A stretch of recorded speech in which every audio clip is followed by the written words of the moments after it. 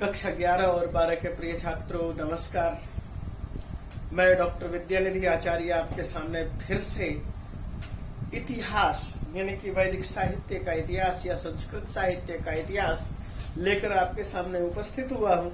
और संस्कृत साहित्य के इतिहास यानी कि दूसरा अध्याय जिसमें वेद और वैदिक साहित्य उसका कालक्रम आदि है और उन सब चीजों को समय के दायरे में रखते हुए आपके सामने उपस्थित करना है, उनकी शाखाओं आदि का भी उल्लेख करना है और यह भी ध्यान रखना है कि हमें उस पाठ में कितने प्रश्न बने हुए हैं, उन प्रश्नों का समाधान आपके सामने रखना है। आपके सामने प्रिय बच्चों दूसरे अध्याय में जो प्रश्न अभ्यास प्रश्न दिए गए हैं वो अभ्यास प्रश्न 49 हैं और अभ्यास प्रश्नों का उत्तर मैं देते चलूं, उस चीज को ध्यान से देखना है, समझना है। तो यह है कि वैदिक साहित्य का विकास का समय क्या है, बताइए। तो वैदिक साहित्य का विकास और समय क्या है? तो वैदिक साहित्य का विकास और समय क्या है? मैं वैदिक साहित्य ये देख रहा हूं, वैदिक साहित्य का विकास 6000 ईसा पूर्व से 800 ईसा पूर्व, ये वैदिक साहित्य का विकास का एक वह काल है जिस काल के माध्यम से हम ये कहते हैं कि इस काल में वैदिक साहित्य का विकास हुआ। ब्राह्मण ग्रंथ, आरण्यक और उपनिषदों का विकास हुआ। तो इस विकास प्रक्रिया में हमें यह भी बताने की कोशिश होती है कि फिर संस्कृत साहित्य का विकास क्या कब हुआ। तो जब ये कहते हैं कि रामायण, महाभारत, लौकिक साहित्य, तो हम इस चीज के लिए समय देते हैं, निर्धारित देते हैं 800 ईसा पूर्व से 300 ईसा पूर्व तक। उसके बाद की स्थिति को हम क्या कहते हैं? तो वो ये देखिए कि हम ये कहते हैं मध्यवर्ती संस्कृत साहित्य का विकास।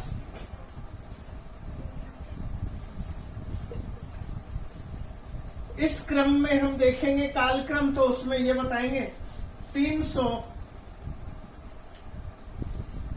ईसा पूर्व तक, 300 ईसा पूर्व से 1000 ईस्वी तक। इस कालखंड में देखेंगे कि हमारे पास संस्कृत साहित्य के अधिकतम साहित्य की रचना आ चुकी थी। चौथा काल स्टार्ट होता है मध्यवर्ती संस्कृत साहित्य का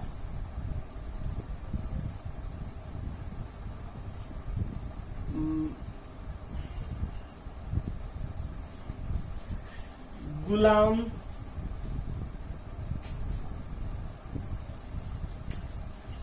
भारत का काल,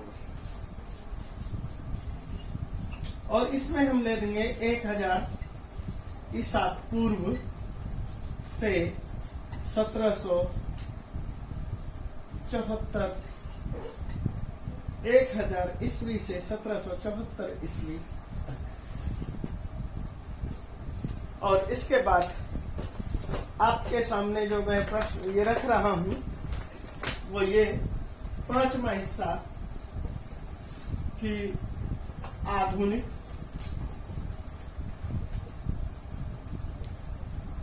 संस्कृत साहित्य का काल।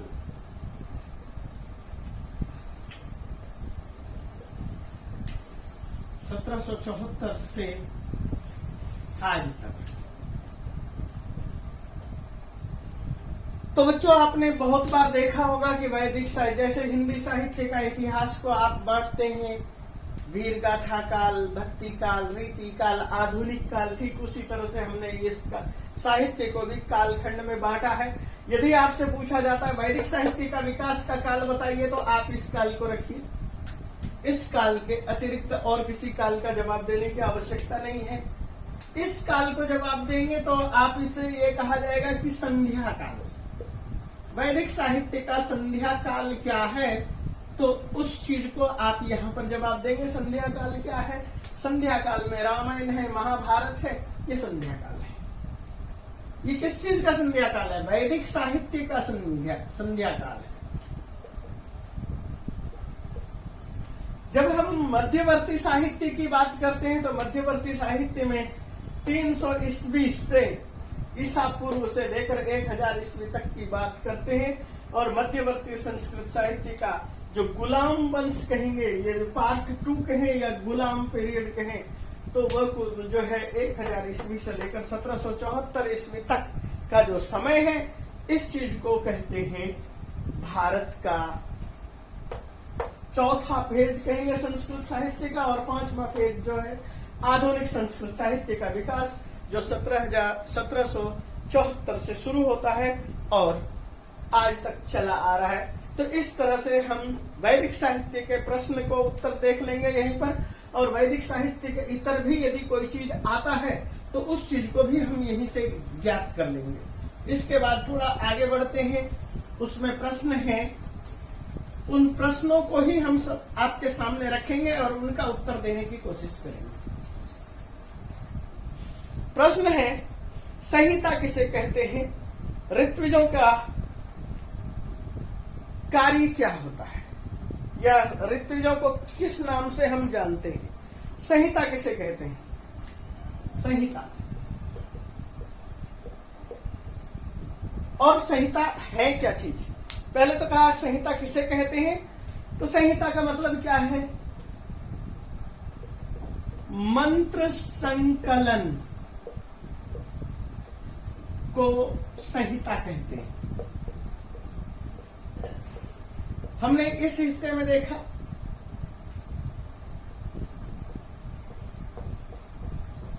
हमारे प्रश्न का यहां उत्तर ये आ जाता है, संहिता किसे कहते हैं।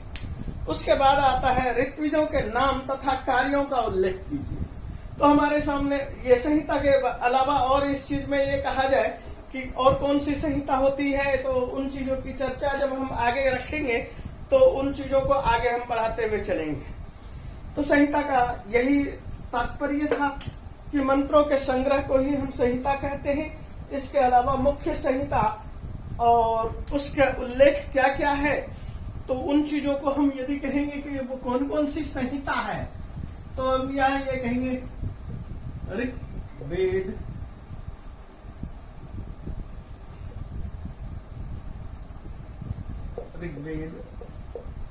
संहिता,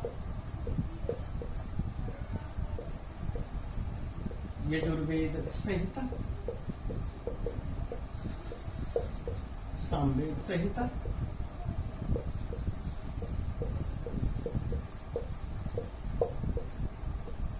और 4 में अथर्ववेद संहिता। हमने ये सारी संहिताएं यहाँ संहिता, सभी संहिता का नाम लिख दिया है। अब आपको ये देखना है कि किस संहिता को या किस को क्या कहते हैं। ऋत्विजों के नाम बताइए और उनके कार्यों का वर्णन उल्लेख कीजिए। यहाँ ऋग्वेद में जो है संहिता, ऋग्वेद का जो है होता, अध्वर्यु,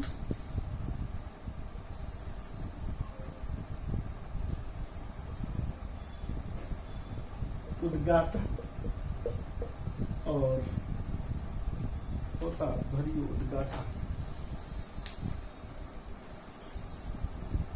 और ब्रह्म,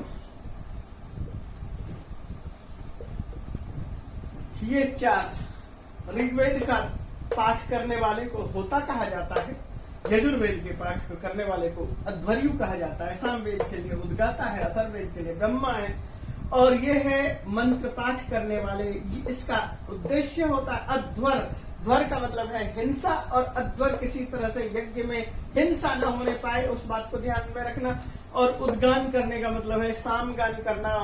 साम वेद में जो है गान है, वन गान है, अरण्य गान है और ग्राम्य गान है। ब्रह्मा है, ब्रह्मा को चारों वेदों का ज्ञान होना जरूरी है, और चारों वेदों का ज्ञान के साथ साथ वह यज्ञ में होने वाली परिस्थितियों को, हर परिस्थितियों को, विधि को, विधान को, या किस तरह से कर्म निष्पादन हो रहा है, उन सब चीजों को ध्यान में रखना और लोगों को अच्छी तरह से व्यवस्थित रखना।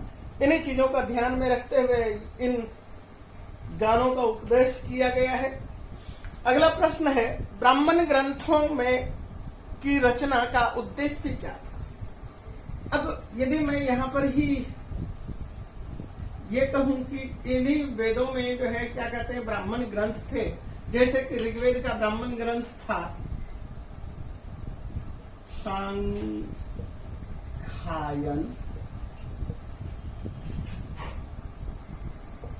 कौशितकी, आश्वलायन।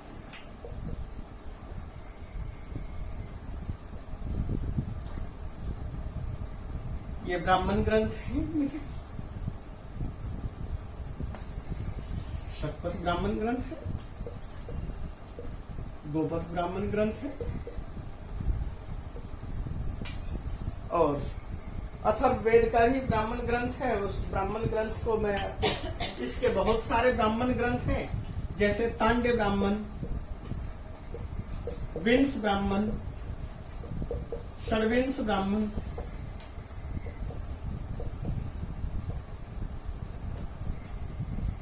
तवलकार आदि आदि बहुत सारे ब्राह्मण ग्रंथ हैं। इनका उद्देश्य क्या है?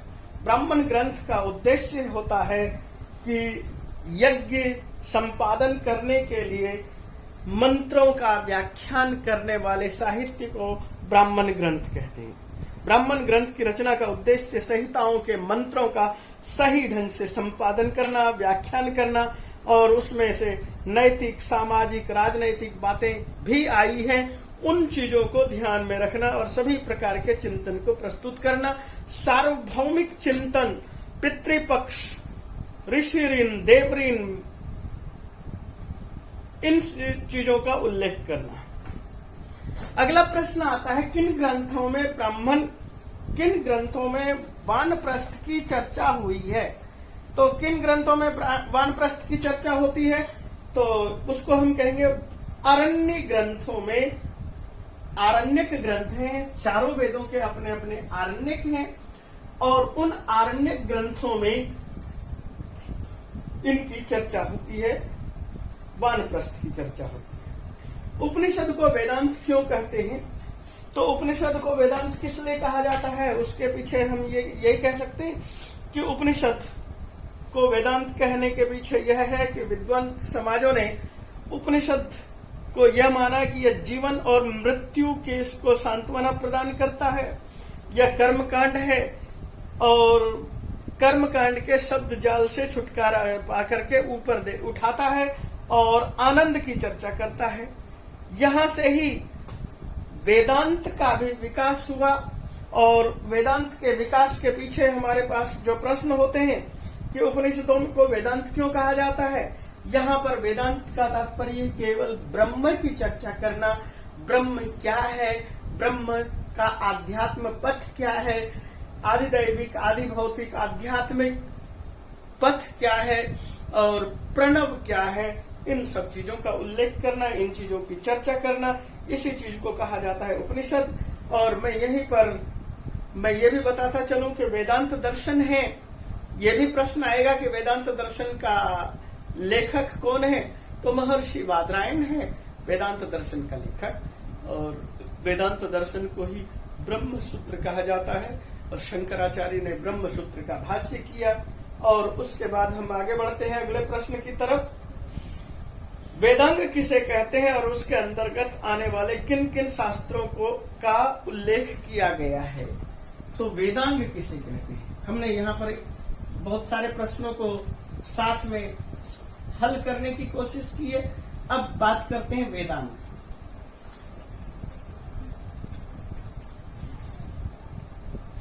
यदि हम वेदांत को समझने की कोशिश करें,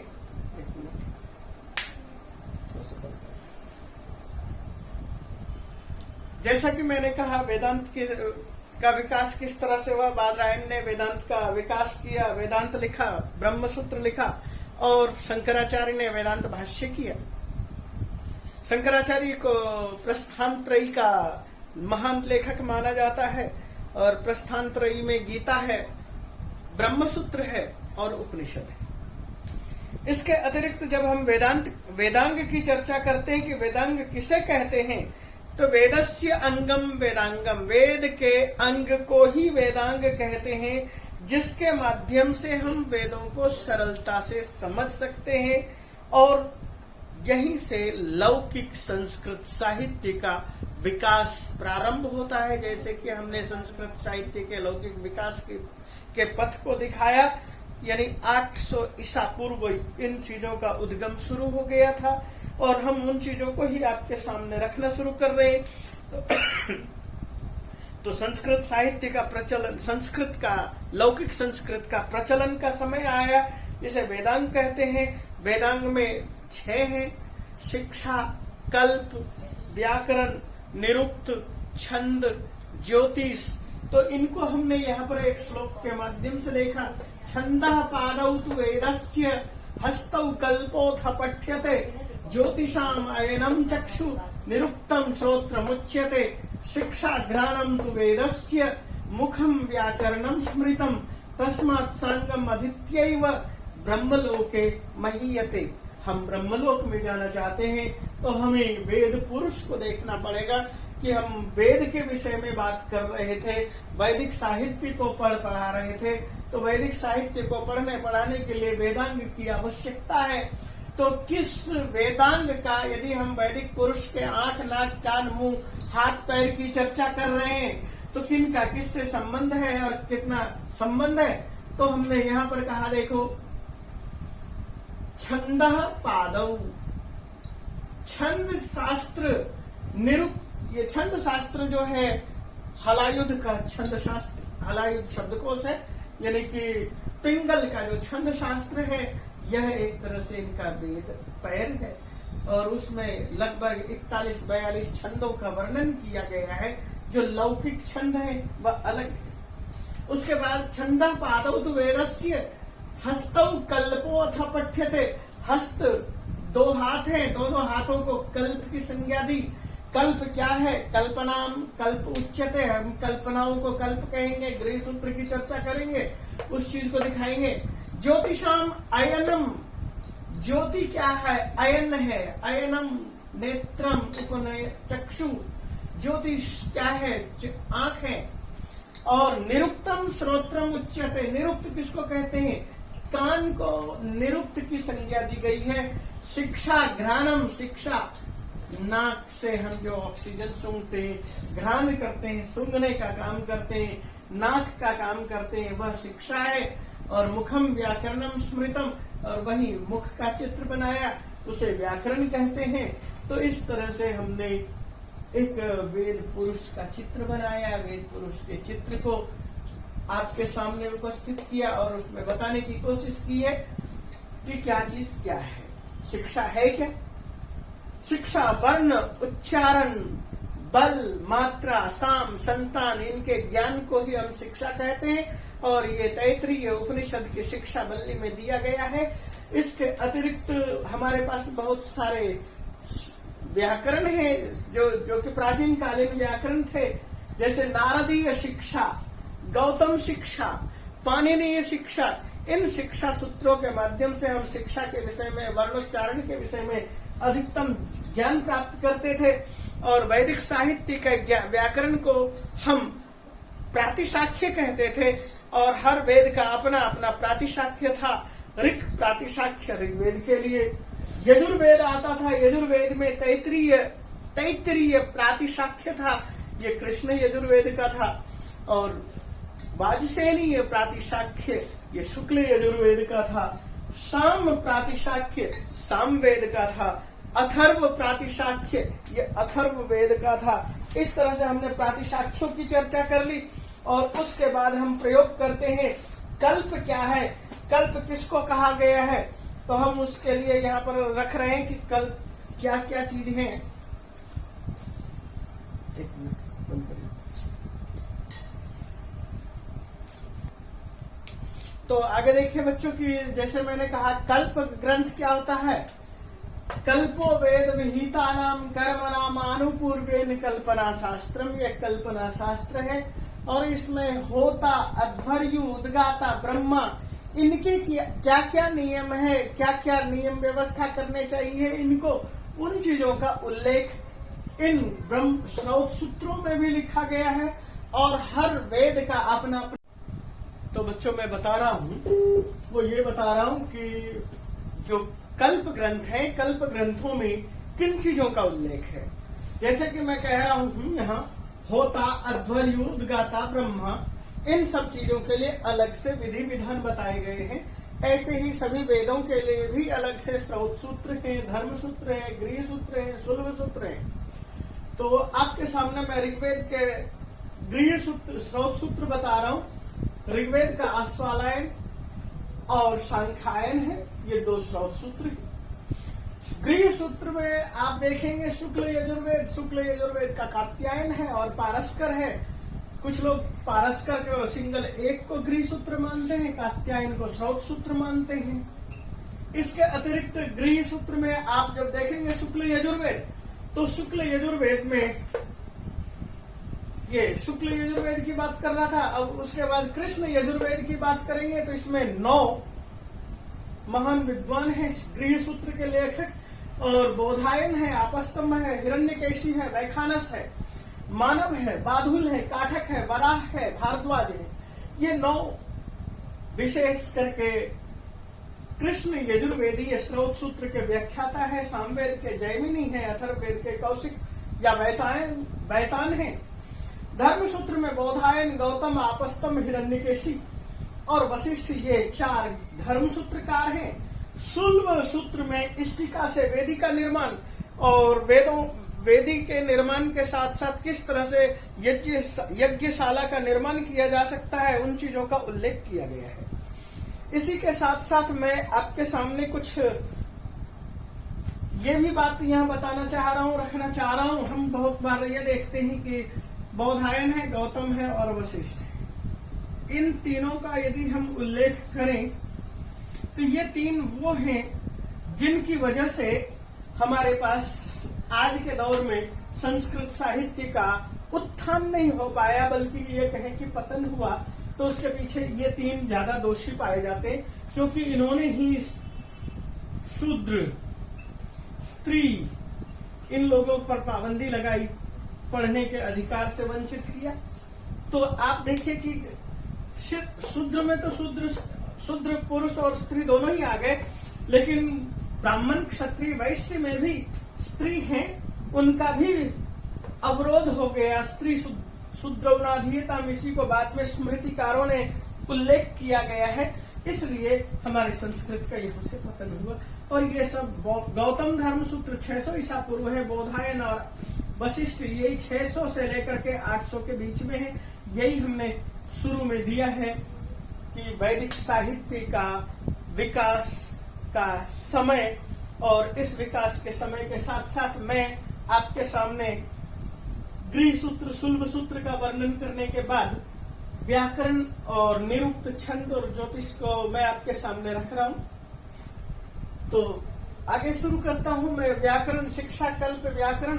तो व्याकरण में महर्षि पाणिनि है, 700 ईसा पूर्व पैदा हुए और अष्टाध्यायी का निर्माण किया। इसके अंदर 4000 सूत्र हैं।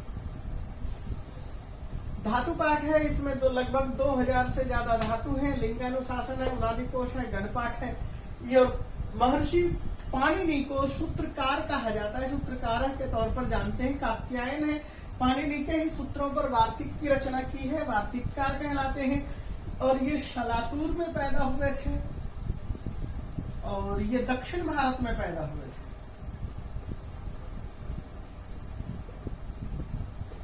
इसके अतिरिक्त महर्षि पतंजलि है। महर्षि पतंजलि जो है ये उत्तर प्रदेश का जो है गोंड और श्रावस्ती का जो एरिया है, यहाँ पर पैदा हुए। इन्होंने महाभाष्यकार की रचना, महाभाष्यकार कहलाते हैं, महाभाष्य की रचना की।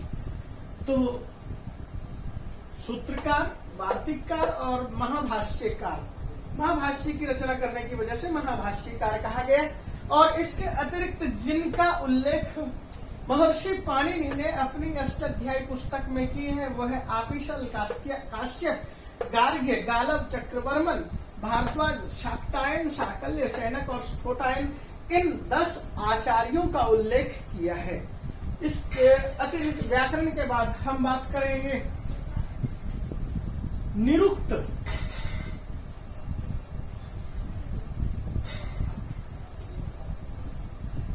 और निरुक्त के लिए हम ये चौथे नंबर पर बात कर रहे हैं, निरुक्त। निघंटु, ये 3 पार्ट में बटा हुआ है। हम निघंटु या निरुक्त ये यास्क के द्वारा लिखा गया है और ये 800 ईसा पूर्व इनकी रचना है। इनको बहुत सारे लोग ये मान करके चलते हैं महाभारत काल से भी पहले के रचनाकार हैं, जो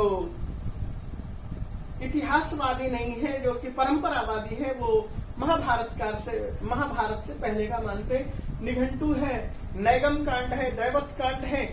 इस तरह से जो है 3 कांडों में यह बटा हुआ है। इसके अतिरिक्त हम ये बात करें तो नैगम कांड,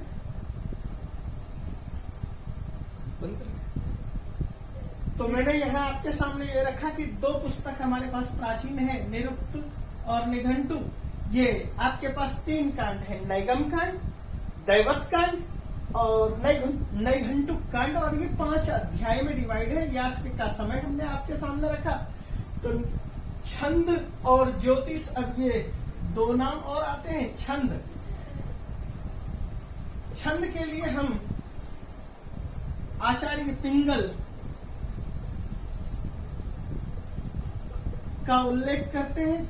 आचार्य पिंगल ने शुरू के 4 अध्याय में वैदिक छंदों का उल्लेख किया है, लगभग 41-42 छंदों का उल्लेख किया है। उसके बाद बाहरी लौकिक छंदों का उल्लेख किया है। तो तात्पर्य यह है कि प्रारंभिक 4 अध्याय में और बाद के अध्यायों में वैदिक छंदों का और लौकिक छंदों का, हर तरह के छंदों का उल्लेख किया है। जैसे यदि मैं आपके सामने कुछ उदाहरण दूं तो किस तरह से छंद बने हुए हैं, तो आपके सामने वो यही कहेंगे कि जैसे गायत्री है, 8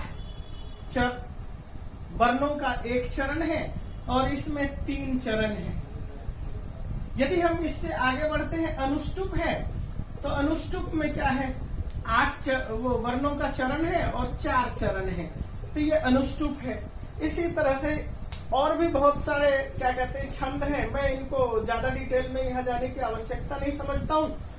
तो इसके बाद आचार्य पिंगल के बाद ज्योतिष की बात करते हैं। और ज्योतिष शास्त्र, ज्योतिष को नयन कहा गया है, आंख कहा गया है। और ज्योतिष का प्रादुर्भाव या विकास या प्रारंभ 1400 ईसा पूर्व हो गया था। लागढ़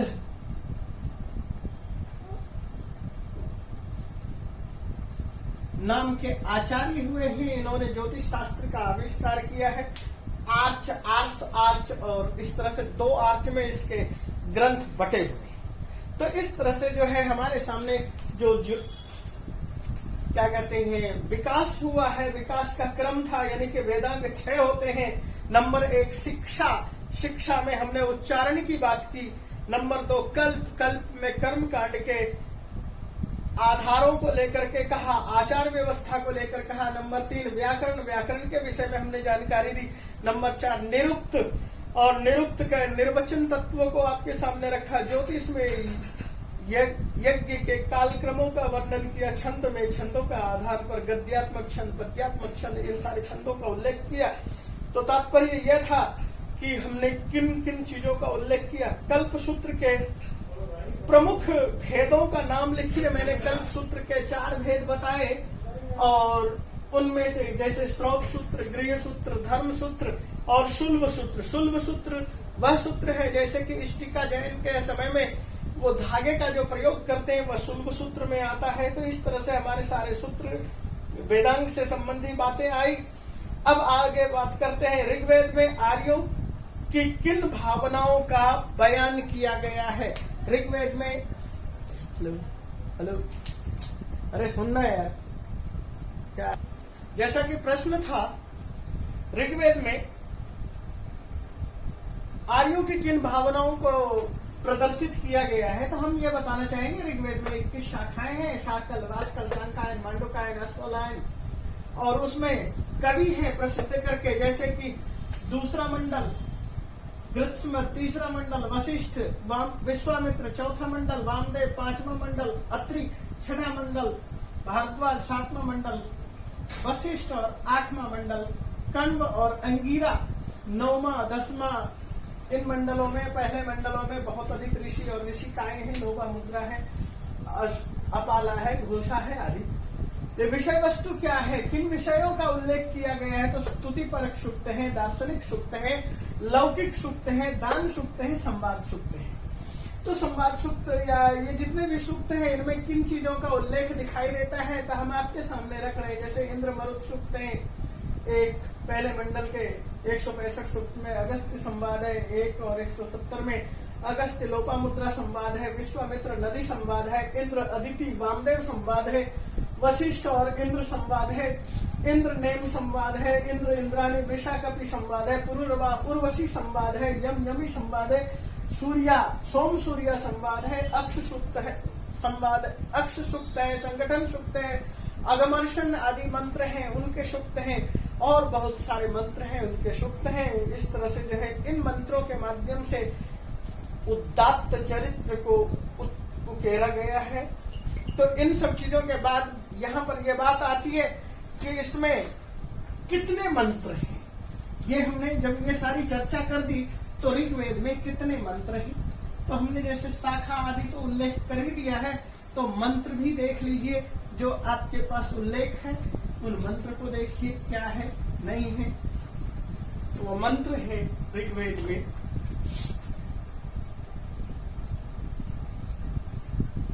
10 मंडल है, 10-28 सूक्त हैं और 10,580 मंत्र हैं। ये आपको याद रखना है। इतने मंत्र हैं, इतने मंडल हैं, इतने सूक्त हैं। तो इन चीजों का उल्लेख मैंने आपके सामने कर दिया। ऋग्वेद में कितने मंडल हैं पूछने पर आप ये जवाब देंगे 10 मंडल। ऋग्वेद में कितने सूक्त हैं 1028 सूक्त हैं। ऋग्वेद में कितने मंत्र हैं, तो आप इसको चीज को बोलेंगे। तो यहाँ पर कहने के लिए एक प्रश्न भी है और 3 प्रश्न भी है। आपके सामने ये प्रश्न था, अभी आगे ये प्रश्न भी आएगा और ऐसा प्रश्न भी आएगा। ऋग्वेद में सूक्तों की संख्या बताइए, तो ये आगे देखो। ऋग्वेद में ये सूक्त की संख्या आप लिखेंगे, ऋग्वेद में कितने मंत्र हैं इस चीज का उल्लेख करेंगे। सूक्त किसे कहते हैं? मंत्र संग्रह के समूह को सूक्त कहते हैं। आपको ये चीज याद रखना है, मंत्र संग्रह के समूह को सूक्त कहते हैं। ऋग्वेद में भाषाओं की, ऋग्वेद में ऋचाओं की कुल संख्या क्या है? जब ये प्रश्न आया, अभी हमने ये आपके सामने रखा प्रश्न, तो ये प्रश्न था 10वां। ये प्रश्न था सूक्तों की संख्या 12वां। ये प्रश्न है 13वां। ऋग्वेद में किस मंडल की ऋचाएं सबसे पुरानी मानी जाती है? अब जब ये बात आती है ऋग्वेद के किस मंडल की ऋचाएं पुरानी मानी जाती है, तो आपके सामने सबसे पहली बात आती है मंडल दूसरा और तीसरा। ये जो है सबसे प्राचीन मंडल है गृत्समद का और विश्वामित्र। ये अति प्राचीन माने जाते हैं। आर्य लोगों में ऋग्वेद के किन किन देवताओं का प्रमुख स्थान दिया? आर्यों ने ऋग्वेद में किन किन देवताओं का प्रमुख स्थान दिया? तो देवताओं का स्थान क्या क्या है? प्रमुख स्थान कौन से हैं? कौन से प्रमुख देवता हैं? इंद्र है, वरुण, सोम, अग्नि, इंद्र, वरुण, उषा, सूर्य। इन चीजों का वर्णन किया है इन वेदों में। इन मंत्रों का मतलब देवताओं का वर्णन किया गया है। इन देवताओं के वर्णन के साथ साथ हम ये कह सकते हैं और कुछ है। अर्यमा है,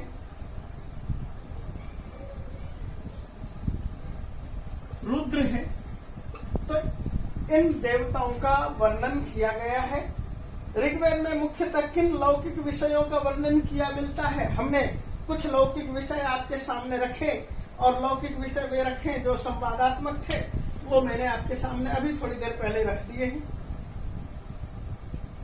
ऋग्वेद में मुख्यतः किन लौकिक विषयों का वर्णन किया गया है? सृष्टि प्रक्रिया का वर्णन ऋग्वेद में कौन से सूक्त में पाया जाता है? प्रश्न ये है, ध्यान दीजिए, ये प्रश्न है सृष्टि प्रक्रिया वाला, 17 नंबर प्रश्न है। और सृष्टि प्रक्रिया के विषय में जब हम बातचीत करेंगे तो उसमें हम ये बताएंगे कि सबसे पहला है नासदीय सूक्त और पुरुष सूक्त, और दोनों ही ऋग्वेद के दशम मंडल में। दशम मंडल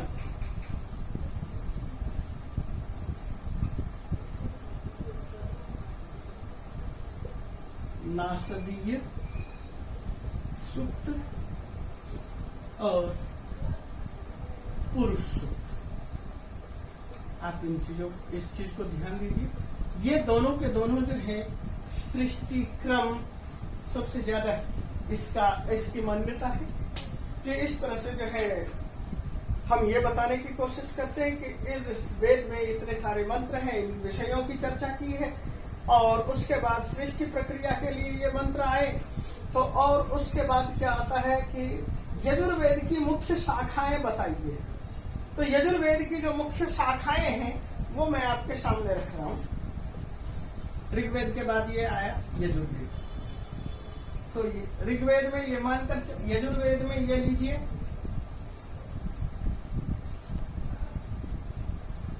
40 अध्याय, मंत्र 1975 है। इतना याद रखिए। शाखा की बात करते हैं तो हमारे पास इसके शाखाओं का उल्लेख, कितने शाखाएं हैं मुख्यतः, तो हम इसके 101 शाखा की बात करते हैं, क्योंकि जो हमारे पतंजलि है, पतंजलि ने कहा है 101 शाखा। अब हमें 101 शाखा तो उपलब्ध नहीं है। जो शाखाएं हमारे सामने उपलब्ध हैं उन शाखाओं की थोड़ी सी मैं चर्चा कर देता हूं। वो है यजुर्वेद की शाखाएं, 5 शाखाएं इस समय प्रसिद्ध हैं। कठक, कपिष्ठल, मैत्रायनी।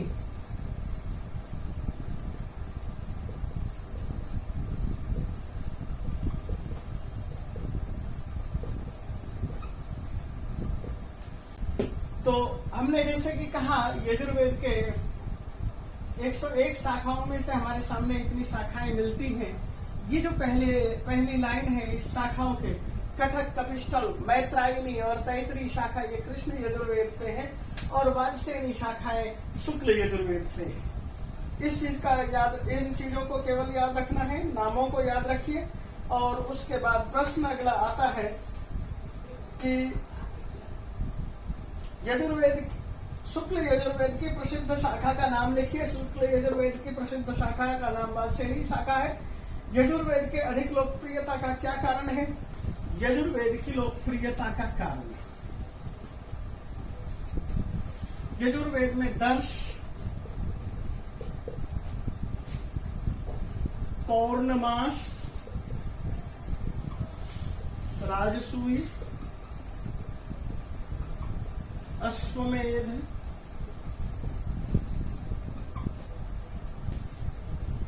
पुरुष वेद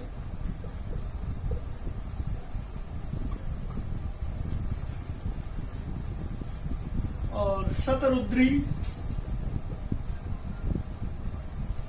आदि की चर्चा है।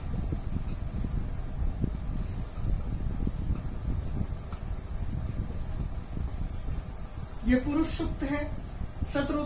ये 31वां अध्याय है। ये शतरुद्री 16वां अध्याय है। तो इन चीजों की थोड़ी ज्यादा ही चर्चा है। और उसके बाद आता है यजुर्वेद में अधिक लोकप्रियता का कारण, ये हमने आपके सामने रखा। और अगला प्रश्न मैं आपके सामने उठा रहा हूं वो ये कि सामवेद में मंत्रों के गायन का कौन सा ऋत्विक होता है। सामवेद के मंत्रों के गायन का ऋत्विक उद्गाता होता है। हमने शुरू में ही आपके सामने ये रखा था, उद्गाता याद रखिए।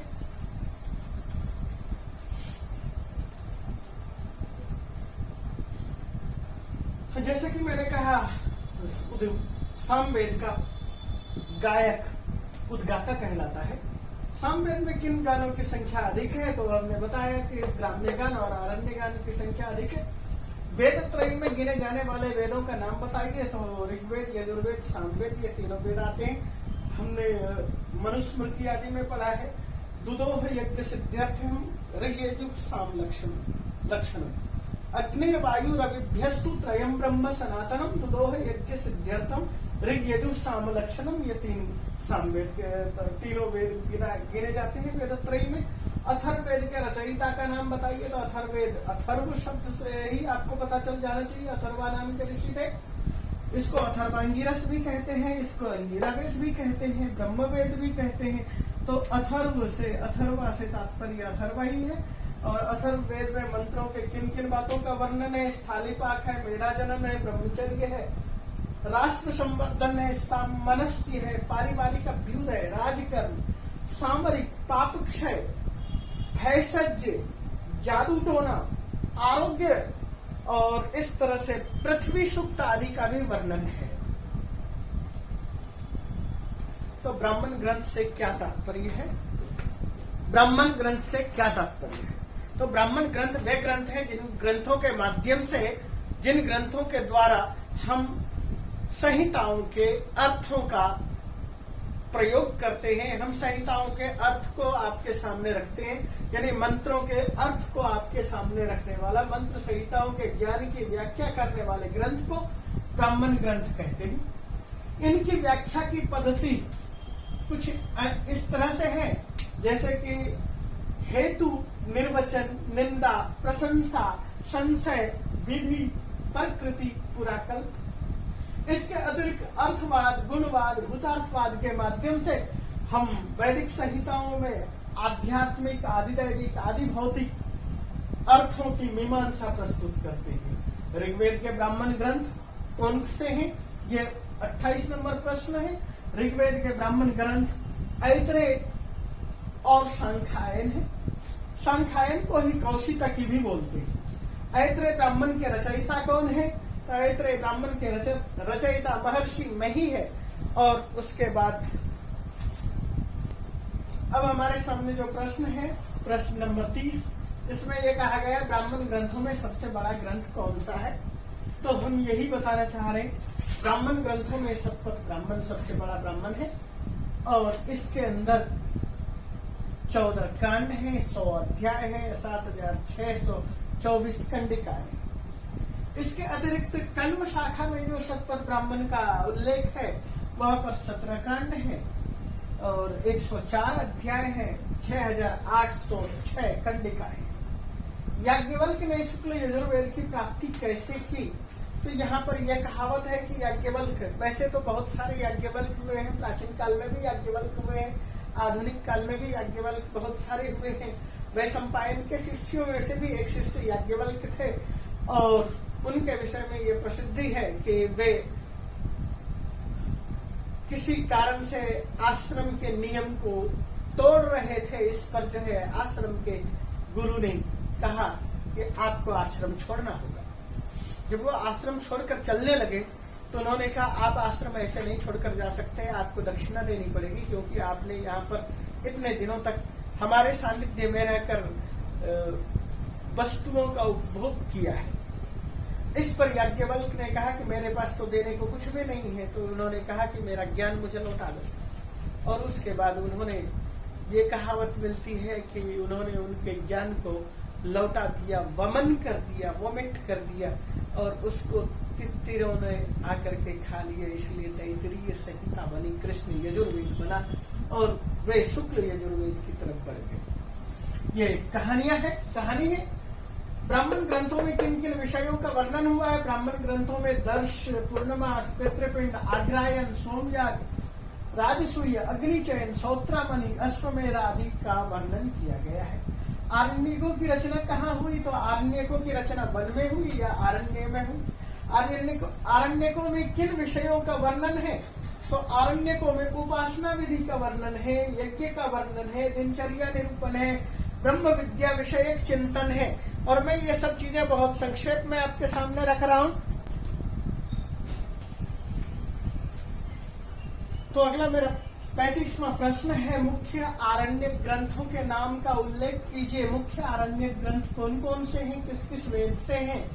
तो मैं आपके सामने फिर से एक बार यह जानकारी दे दूं, चाहे ब्राह्मण ग्रंथ है, आरण्य ग्रंथ है, उपनिषद ग्रंथ है, सबके एक जैसे ही नाम है, एक ही नाम है। तो ऋग्वेद के आरण्य ग्रंथ है ऐतरेय आरण्य ग्रंथ, शांखायन आरण्य ग्रंथ, जिसे कौशिक भी कहते हैं। यजुर्वेद का बृहदारण्यक है और तैतरीय आरण्यक है। इसके अलावा मैत्रायनी आरण्यक है। सामवेद से छांदोग्य आरण्यक है, जैमिनी आरण्यक है, तवलकार आरण्यक। इसके बाद अगला प्रश्न 36 नंबर पर आता है कि शोपेनहावर ने उपनिषदों के विषय में क्या कहा? शोपेनहावर ने उपनिषदों के विषय में कहा कि उपनिषद मेरे जीवन तथा मृत्यु दोनों के सांत्वनादायक है। तो मौलिक उपनिषद कितने हैं? तो मौलिक उपनिषद 13 माने जाते हैं। कौन कौन से हैं उपनिषद, किस वेद से संबंधित हैं? तो उसके लिए फिर मैंने ये लिख दिया है। ऋग्वेद से ऐतरेय, कौशितकी, कृष्ण यजुर्वेद से कठ, श्वेताश्वतर, मैत्रायनी, तैतरीय, शुक्ल यजुर्वेद से ईश, बृहदारण्यक, सामवेद से छांदोग्य उपनिषद, केन, और अथर्ववेद से प्रश्न, मुंडक, मांडुक्य। हम लोग जो गिनती करते हैं वो यहां से करते हैं, ईश, केन, कठ, प्रश्न, मुंडक, मांडुक्य, ऐतरेय, तैतरेय,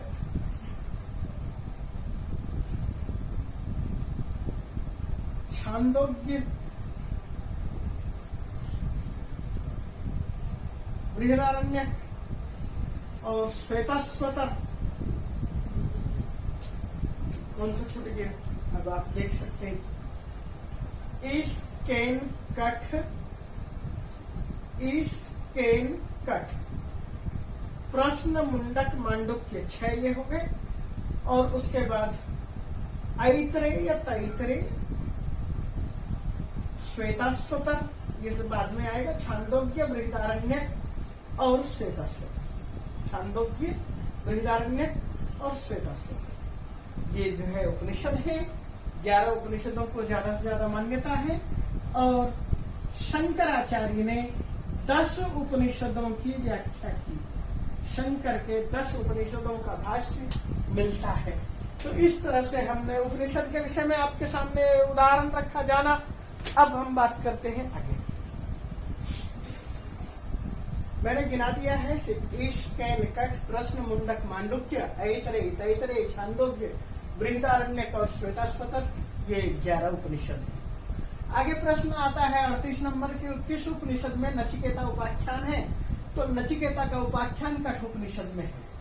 उपनिषद के आधार पर किस दर्शन का विकास हुआ? उपनिषद के आधार पर वेदांत दर्शन का विकास हुआ है। ब्रह्मसूत्र के रचयिता कौन है? ब्रह्मसूत्र के रचयिता महामुनि बादरायण है। ब्रह्मसूत्र के किन रूपों की व्याख्या उपनिषदों में की गई है? तो ब्रह्म के सत, चित, आनंद तत्व की व्याख्या की गई है। आत्म तत्व का वर्णन किया है, भूमा का वर्णन किया है, प्रणव का वर्णन किया है, ओंकार का वर्णन किया है, प्राण तत्व का वर्णन किया है, आत्म तत्व आदि का भी वर्णन किया। इस तरह से अनेक कहानियों के माध्यम से, कथाओं के माध्यम से बहुत सारी चीजों का वर्णन किया है। प्रश्न अगला आता है कि उपनिषद का भाष्यकार कौन थे? तो उपनिषद का संस्कृत में भाष्यकार शंकराचार्य थे। फारसी में दाराशिकों ने भाष्य किया। उसके बाद उसी को देख करके यूरोप में अनेक भाषाओं में भाष्य होने शुरू हो गए। और उसके बाद मुझे लगता है कि बाकी जो प्रश्न है वो पिछले ही प्रश्नों का रिपीटेशन है। जैसे निरुक्त का संकलन क्यों किया गया? निरुक्त का संकलन वेदों के अर्थ को समझने के लिए वेदों के ही शब्दकोश को तैयार किया गया है, निघंटु जिसे कहते हैं, और वह 5 अध्याय में है, उपलब्ध है। तो इस तरह से जो है हम वेदों के अर्थ को सही ढंग से जान सके, समझ सके, यही मूल उद्देश्य है। इसके अतिरिक्त ये है कि वेदांग का अर्थ स्पष्ट कीजिए। वेदांग का अर्थ हमने वेदांग बताते हुए उसका अर्थ स्पष्ट किया है कि वेदस्य अंगानी वेदांगानी, वेदों के अंग, वेद को ही हमने पुरुष तत्व के पुरुष के रूप में, वेद पुरुष के रूप में वर्णन किया। और उसके बाद शिक्षा, कल्प, व्याकरण, निरुक्त, छंद और ज्योतिष आदि की चर्चा की। उसके बाद प्रातिशाख्य नामक ग्रंथ से वेदांग का विस्तार हुआ। हर वेदों का अपना अपना प्रातिशाख्य है। प्रातिशाख्य एक तरह से व्याकरण ही है, जो कि ऋग्वेद का अपना प्रातिशाख्य है, प्रातिशाख्य यजुर्वेद का अपना प्रातिशाख्य है, सामवेद का अपना प्रातिशाख्य है, अथर्ववेद का अपना प्रातिशाख्य है।